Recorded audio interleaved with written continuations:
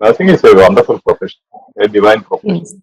Yes. If you really understand in its sense, but not even 5% understand what it is. You can really actualize or transform or translate your power into siddhi, what you call no? Tapas or siddhi. You call. Every touch of yours can be healing. Every look can be healing. Every smile can be healing. And those dominant love languages, nurses should never definitely know 5 love languages. Like one is touch, It is not only nurses, it's for everybody. Like I have been in the family counseling and I have saved hundreds of marriages since more than 20 years just by making them realize their dominant language. Everybody has got a particular dominant love language. If a nurse knows what is the dominant love language of the patient, she can heal without medicine. For example, once I was teaching in one plus Kuriako school. So I took for the primary students, so in the hall, all the students are there. Just they wanted me to create some interest in school to see that school is interesting and fun. So I was moving with a cordless mic in the middle. As I was going, one boy was sitting leading this side. So I simply touched him, patted him like just as I was moving, casually I patted him like this. He said, he held that hand so much. And he was so cool. By the meantime, as I was moving forward, you could see some students leaning towards me, as if I have to touch them. Small children, they were really leaning towards me so that I touched them. And this guy was so shocking. He expressed such a thrill in my touch. I was observing him after the session. He was holding that hand like this continuously and he was not moving with the students because he doesn't want anyone to touch here, like this part. And I followed it up with the principal and asked her to follow him at home. And he removed the uniform, folded it and kept in the cupboard and said, Godrej and said, Mummy, not to wash. No, it is the reality.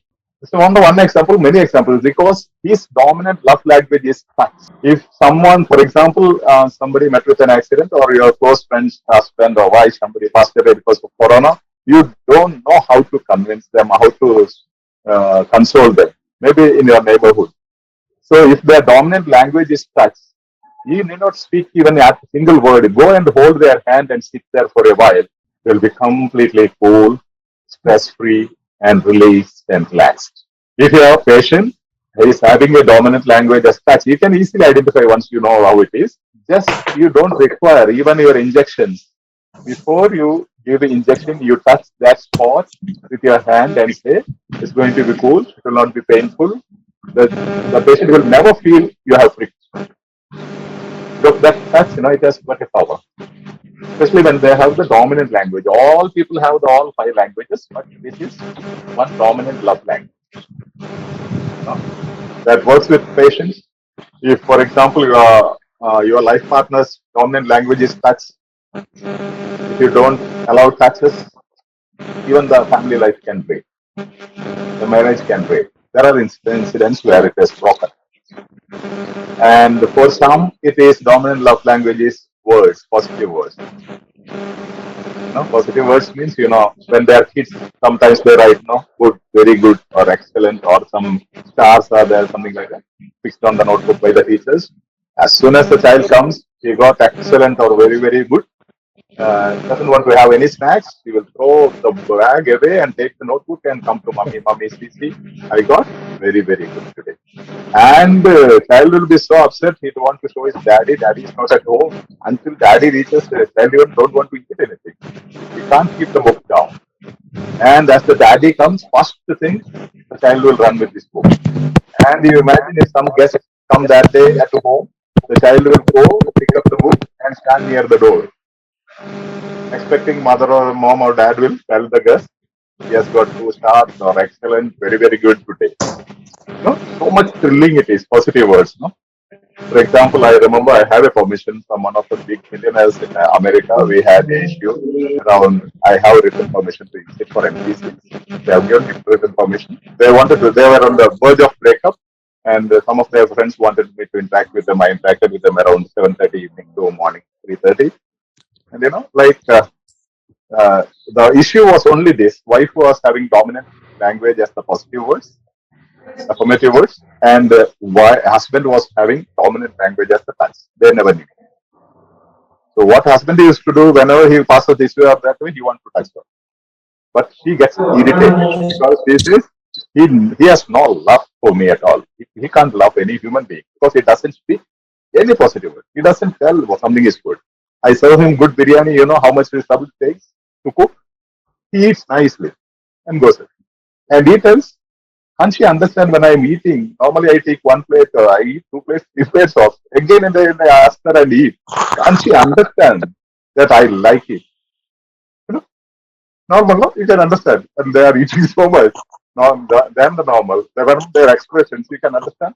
They like it. But the dominant language, if the positive words are the dominant, wife will never understand. You eat 10 plates of biryani together, she will not understand you like it. She wants just to have a word. It's really tasty. Thank you. Something of that sort. It applies to any relationship, and for nursing, definitely. And you can heal. Still, I remember one guy who met in an accident at Kasaragod and got his brain shaken off. Like, no, then his eldest sister is a senior nurse in UK. More than 20 years, she's working there. So she came down, and doctor said, "No hope. Okay, no hope." But I told her, I knew what is his body dominant love language. You know, his thing was words, affirmative words. So I told her every day morning, whenever you enter, you sit just close to your ears and speak out these things. And as I visited the ICU, I entered there and I was continuously speaking to him, and the nurse came and told me, "Sorry, father, he can't respond. He's not conscious." I said he cannot respond, but I don't think he is not conscious. He may be semi-conscious. So I don't expect any response, but I am speaking, you know.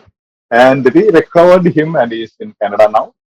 Like, he could not. And after he came back after recovery at home, everybody believed that he cannot regain his control. Means they were holding him when he was walking. They were holding him. But one day I went there. I knew this is going to be harmful for his future. So I went in bike. I was having a bike.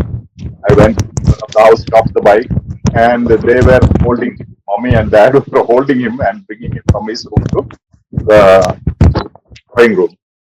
Suddenly, I gave the key of the bike and said, "Come on, we'll go for a ride." And everybody was shocked. And I said, "You come on, ride the bike." And he was riding the bike. I was sitting at the back, and we took a long ride and came back. From that day onwards, it was all. I knew my words will affect him because I knew his dominant language is positive words. Just my confidence, my words. Then even parents believed. Then I told, "You are doing a criminal offense against the future of this child. Don't support him in any way. He is completely. He can be independent. He must be. He's a nurse. Now he is working abroad." So what I'm telling, if you identify, sorry, I don't want to come into time again. Maybe next time we'll go with other things. It will take time. No, other things are gift, then service, then quality time. So 5 dominant languages. If quality time is the thing, they don't want anything. The nurse to come again and again and ask them how are you, or just be with them, or smile at them, or sit with them for a while, or I don't know. You are not allowed to sit maybe, or even at home. They just want somebody to be with them for some time. They'll be healed. They don't require much of medication. That's why we call our principle. I teach my students, you should know how to make the medicine sick. You are not sick, but the medicine is sick. But you said very truthful. Yes. It's like really impressive. The main thing about the students on whose actual when you are walking, you are holding his hand. Even in Yeah, our personal life, it really matters. yeah, it matters a lot. Yeah, Even in yeah. family life, it matters a lot. Yes, Provided if you know the dominant love language of your life partner, you can yes. you can get a sari every week. New sari. Anna Sorry, Bobby is dreaming. Anna Bobby is dreaming better gifts, not sari. Anna Bobby wants a car or BMW. ചുരിദാറും സാരി വേണ്ട. No, life is so beautiful once you understand human relationship. That's why I defined the other day in the conference. I said last message when they asked, education is equal to righteousness. Means education is a process of giving information which leads to formation and it results in transformation. Information, formation, transformation. and creating righteous citizens. Righteous citizens means righteousness. Education is equal to righteousness. Righteousness is equal to right relationships. Right relationships on 4 levels: with myself, with others, with nature, and with God. These 4 levels of relationship. Right relationship, perfect. Life is super. If we know how to balance these 4 relationships.